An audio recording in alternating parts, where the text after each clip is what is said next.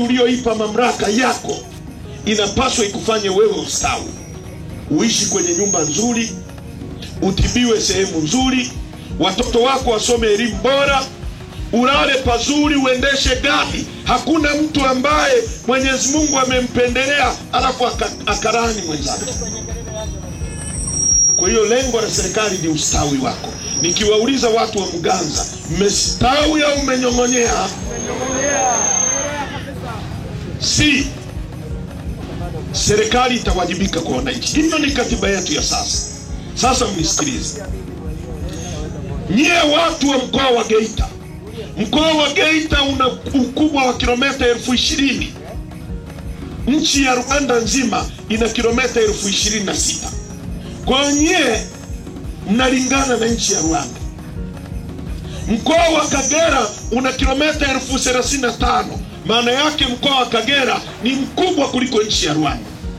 Lakini nyie watu wa mkoa wa Geita ni mkoa namba 1 kwa kuwa na dhahabu nyingi duniani. Ukianzia hapa kwetu Chato, kila sehemu ni machimbo ya dhahabu. Uongo kweli? Ukienda Geita yenyewe ni machimbo ya dhahabu. Ukienda Bukombe ni machimbo ya dhahabu. Ukienda wapi? Mbogwe, kila kona ni dhahabu. Uongo kweli? Nchi hii ni nchi ya 3 kwa kuwa na dhahabu nyingi duniani.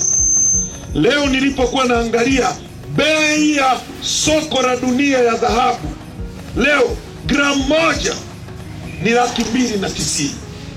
Sasa nikijie mnajua gramu. Uongo kweli? Gramu ni ukichukua kale kawembe kamoja, ukivunja hivi, kwa lugha ya kwetu ya mtaani tunasema tora, si ndio? Si ndio tora hiyo? Au tora ni tofauti? Sasa gramu moja ni shilingi 290,000 kwenye nchi ya 3 kwa dhahabu nyingi. Ukizunguka kwenye machimbo yote wamejaa wa China. Uongo kweli? Uongo kweli? Nataka twende pamoja. Wamejaa wa China kwenye nchi yetu. Wanakuja na mtaji wa shilingi bilioni 1. Wanawachimbisha vijana wa Kitanzania, ndio wanaoingiza kwenye mashimo. Mchina anaingia kwenye shimo. Nyie mnaenda mnachimba dhahabu, mnatoka nayo inakuwa ya kwake. Kwa nini? Wanasema sisi hatuna mitaji, kwa hiyo hawawezi kutupatia leseni. Dhahabu iko Chato, dhahabu iko Geita. Watoto wa Geita ni maskini. Mko hapa tukiambiwa leo mtu anatakiwa kwenda mbinguni, lakini kiingilio ni shilingi 10,000. Wengi mtaenda motoni. Nasema uongo?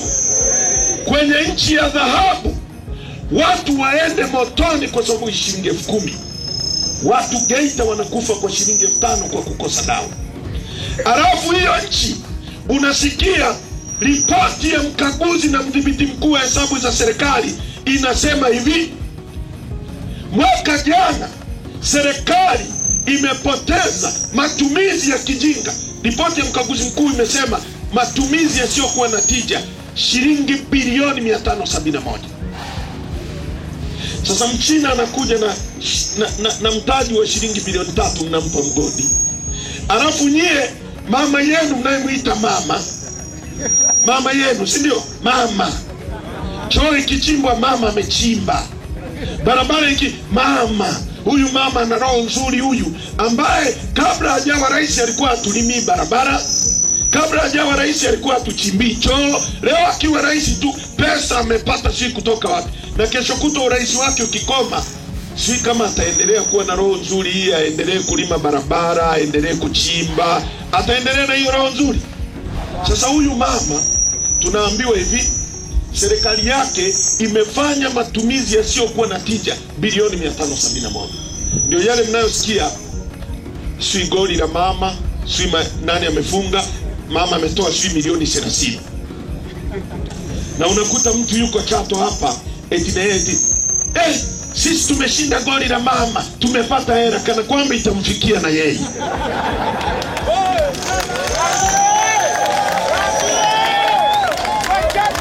Si ndio mnavyobishana vijiweni kwamba sisi tumepata goli la mama?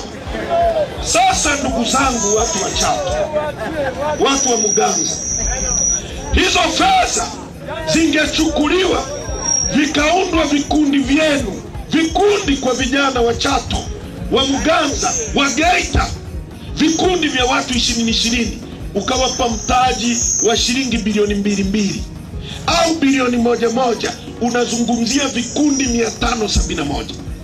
Vikundi 571 vya watu 100 ukawapa shimo, ukawapa mtaji, wakachimba dhahabu, wakiuza pesa inarudi kwa vijana wa Kitanzania.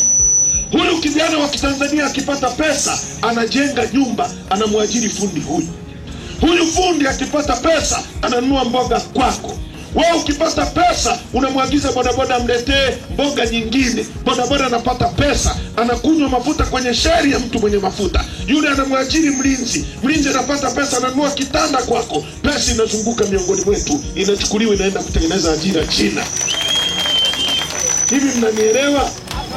Mnanielewa vizuri?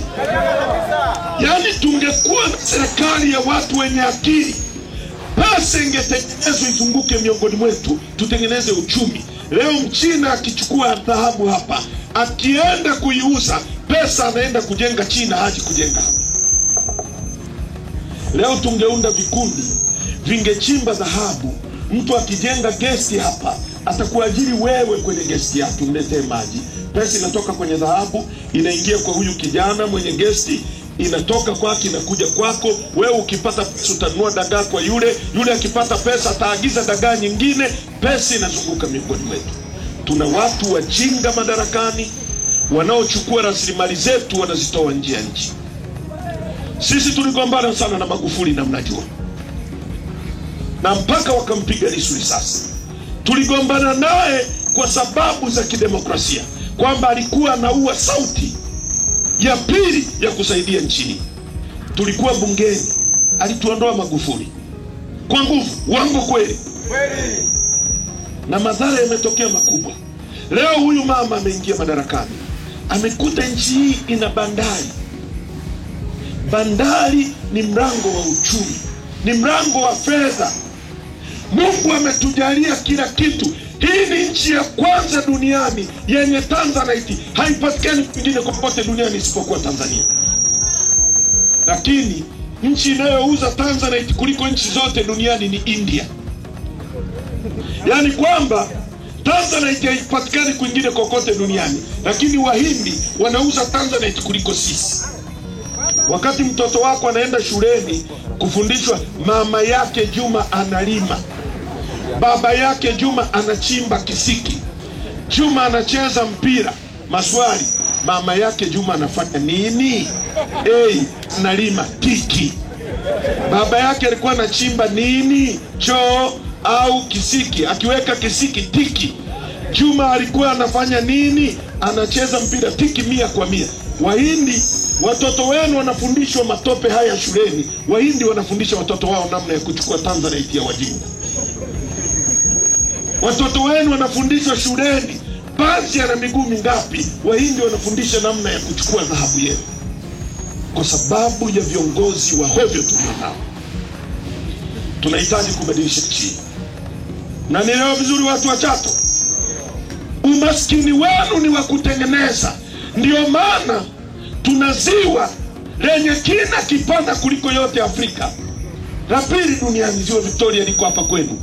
Lakini ni wangapi hapa mnaweza kula samaki? Niambie hata wiki hii wangapi mmekula samaki hapa? Ziwa liko hapo pua na masikio. Uongo kweli? Wangapi mmekula samaki hapa? Acha tukula samaki. Ni wangapi mmenufaika na utajiri wa ziwa hilo? Tuna halmashauri Dr. Slaa ambayo iko hapa. Ukiuliza halmashauri inakwambia inategemea mapato ya stendi. Kila halmashauri inakwenda kujenga vistendi pembezoni mwa barabara. Gari ikiwa inatoka Mwanza ingie mle ilipe 10,000. Halmashauri ulioipa mamlaka yako inapaswa ikufanye wewe ustawi. Uishi kwenye nyumba nzuri, utibiwe sehemu nzuri, watoto wako wasome elimu bora, ulale pazuri, uendeshe gari. Hakuna mtu ambaye Mwenyezi Mungu amempendelea alafu akarani mwenzake. Kwa hiyo lengo la serikali ni ustawi wako. Nikiwauliza watu wa Muganza, mmestawi au mmenyong'onyea? si serikali itawajibika kwa wananchi. Hiyo ni katiba yetu ya sasa. Sasa mnisikilize.